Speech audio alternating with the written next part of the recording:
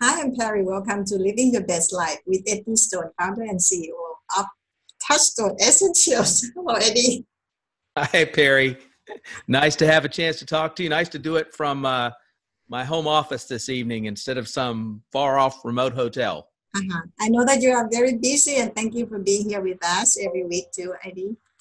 Oh, I'm really happy to do it. I've enjoyed a lot of my exchanges with people with questions, and so it's great. Happy to do it. Uh-huh. Eddie, I know people have made similar kind of questions, but people still wondering, from Shannon Sweeney. My daughter asked me if the zeolite remove any of the beneficial things from your body, such as iron. Iron, thank you.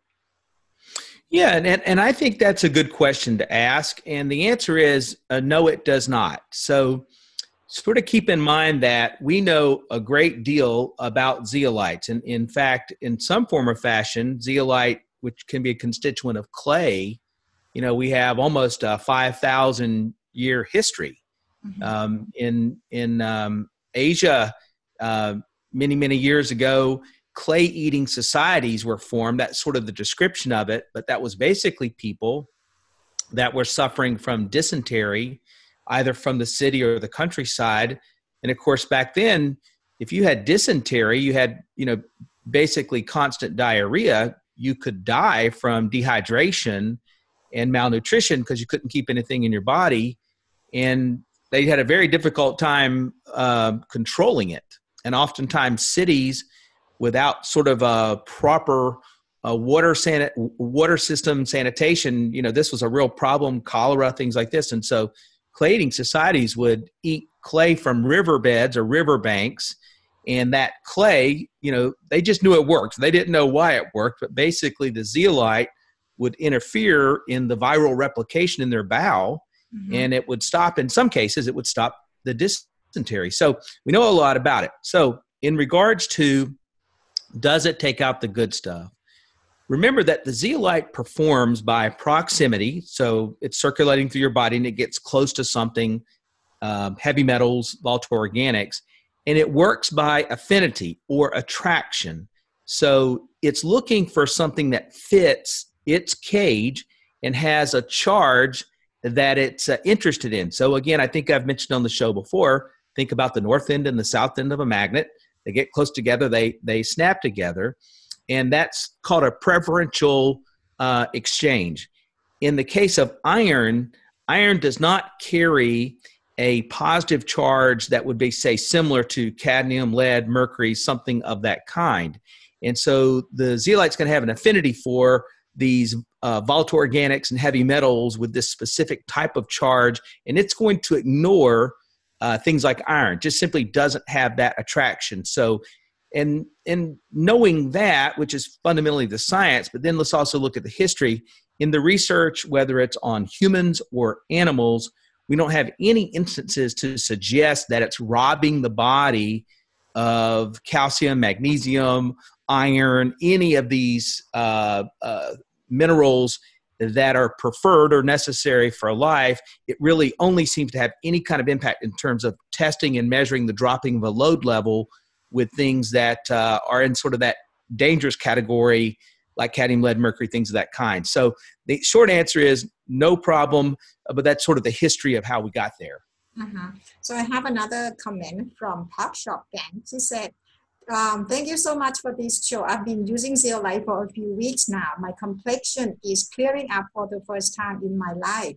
But she said, just reconnected with a dear relative based in cancer treatments, and I now have a site to direct her to, as she is interested in my ideas about supercharging her body with greens and detox. So I'm happy to hear that, Eddie. That is great to hear, and we really appreciate they took the time to share that with us. That's fantastic. Okay. And today, Eddie, what is it about you're going to share with us? Well, with all my travel of the last several weeks, and last week, for those that may or may not have seen that show, I was traveling in Southern California, which is also the area that here in the U.S. just really suffered from the devastating fires that put thousands and thousands of people out of their homes, And actually, unfortunately, we had people die that were swept up in trying to flee their homes or their communities during the fire. Real tragedy.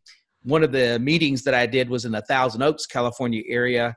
And as I was driving or riding in a car up to the area for the meeting, you could just see sort of one side of the road where the neighborhoods had been devastated by the fires, and then the other side where the fire just hadn't crossed the roads. And so one side is sort of safe and secure, although I know from talking to people there, they were incredibly frightened. The other side, basically, they're lost their homes, and some people lost their lives. And it just reminded me, number one, you could smell it. Even though it's been several weeks, it's rained since then, and the wind has blown, you could still smell the acridness of the fire, particularly when a fire burns a home. You got all these synthetic materials in a home that burn plastics, really whatever happens to be, right? So you could smell that. And one of the things we don't think a lot about is how those chemicals and heavy metals get into the water supply. And it's almost impossible for a municipal system to really clean all these things out.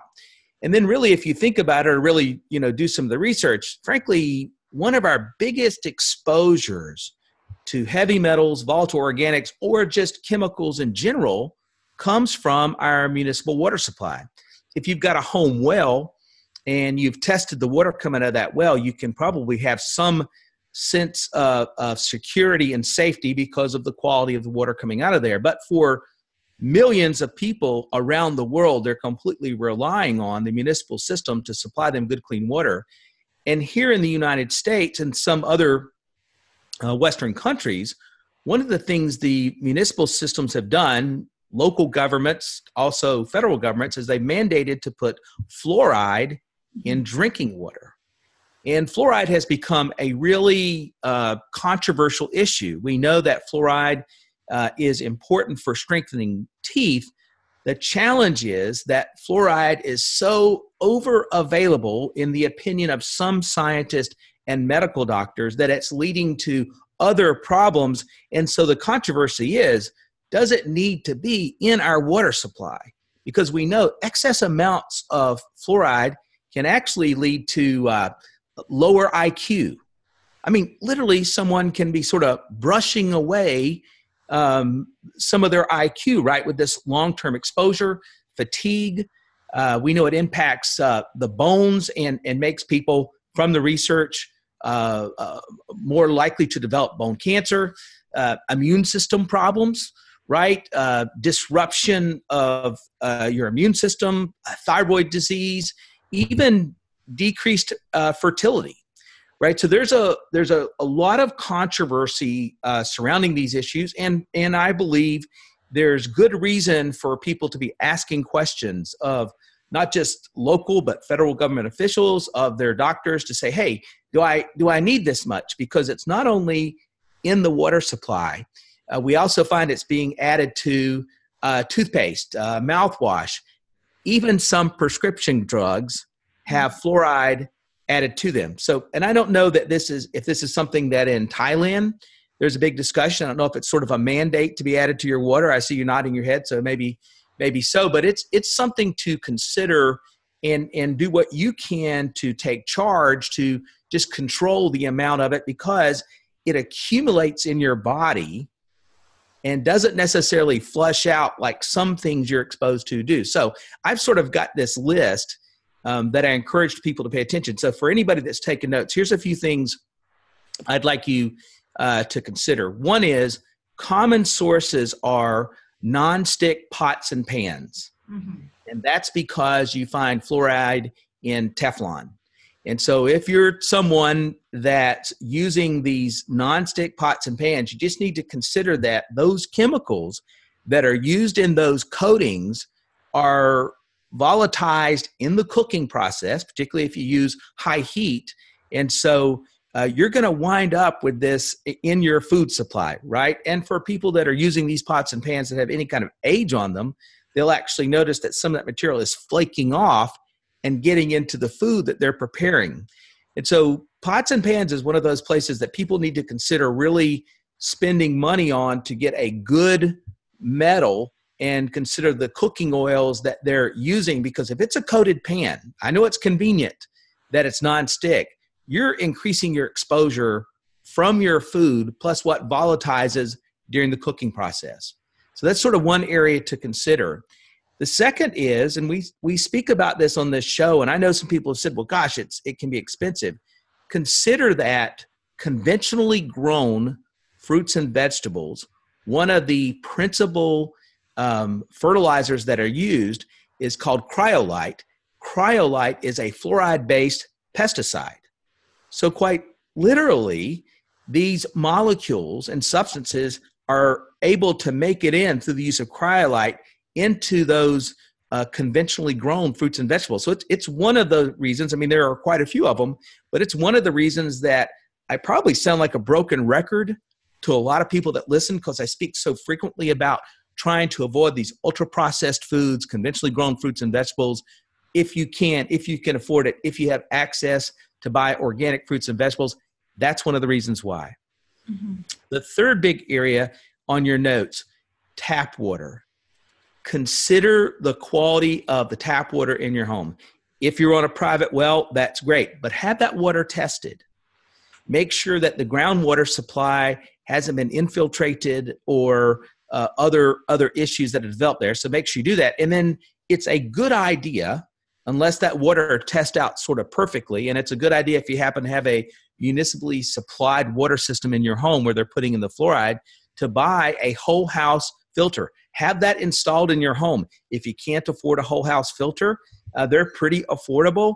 At least buy something for the kitchen sink and maybe your bathroom sink, where the water that you're using to brush your teeth, that you splash into your mouth, the water that you use during cooking, the washing and the preparation of fruits and vegetables, that water is as clean as possible if you can't afford the whole house filter. Because that's one of the ways where you can remove some of these contaminants and concentrations of fluoride. So just Teflon, be careful with the conventionally grown fruits and vegetables, tap water. And then finally, probably the biggest single place of exposure is toothpaste. Mm-hmm. And so here, look at the labels, because there are options about the toothpaste that you buy.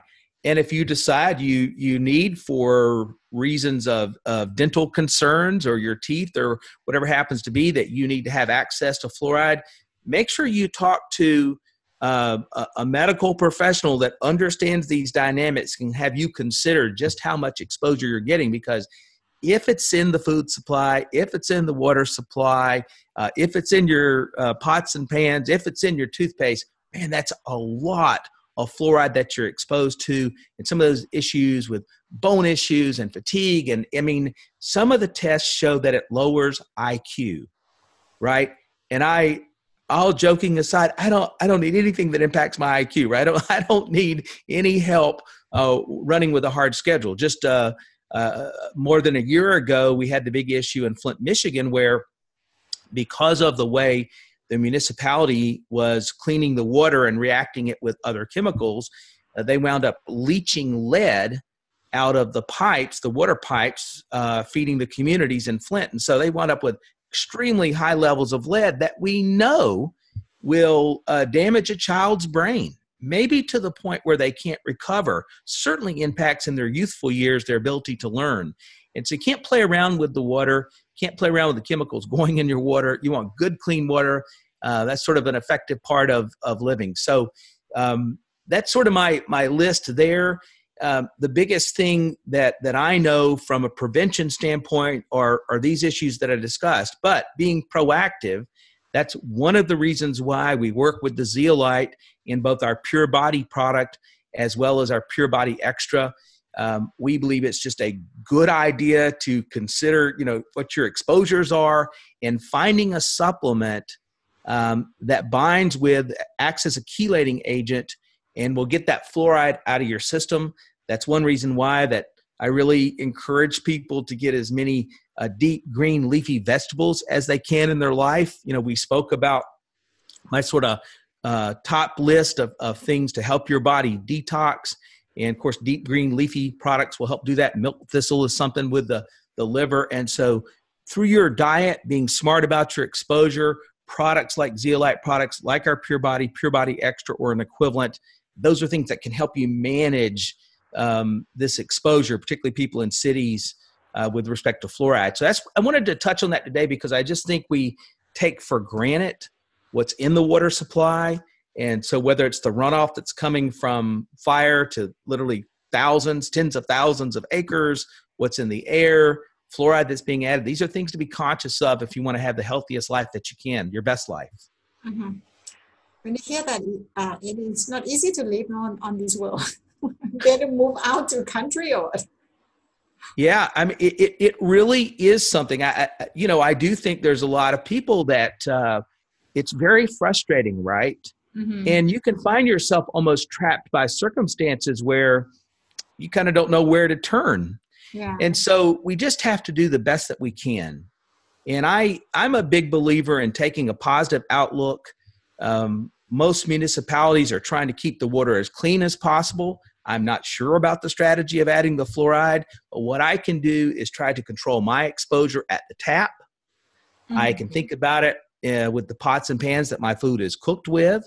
I can choose a toothpaste, either one with fluoride or without, right, based upon my decision and what I think is important. And then I can try to eat a diet and use supplements that help me manage my exposure to all kinds of heavy metals and volatile organics. And so this is all about consumer awareness, knowing your choices, making decisions on what you want to avoid, and finding a way to manage that exposure. It doesn't have to be zero sum.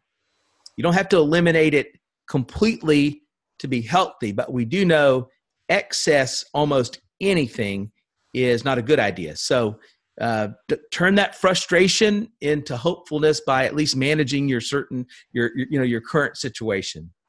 So like in your case, you travel a lot. So it's best for you to take zeolite too, right? Because you cannot avoid water from hotels, right? Yeah, that's right. So I do. I travel with both of the zeolite products.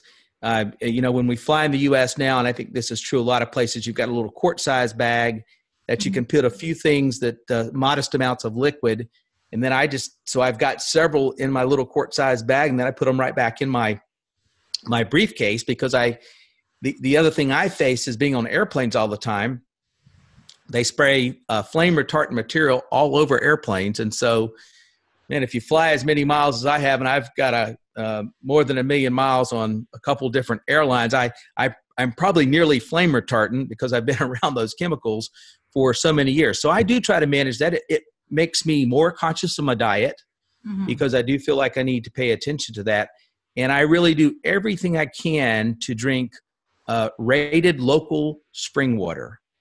I'm not big on ionized water, and so I've traveled enough to the same places frequently enough. I sort of know good water brands. I've looked for the third-party testing and the ratings on water brands, and so when I can, and that's most of the time, I'm not just drinking the tap water. I'm drinking some kind of bottled water, preferably. I try to find something in glass and something that's a brand I can know something about and trust, and my preference is the spring waters. Mm-hmm. Okay, very nice, Eddie. So I think we all have to take care of ourselves and our families too, okay? Every week, we have to take care of ourselves and our families, Perry. That's exactly right. Okay, Eddie, thank you so much for today, and we'll see you again next week, okay? Looking forward to it, Perry. Thank you. Have a great week ahead. Okay, same to you. Bye-bye. Bye-bye.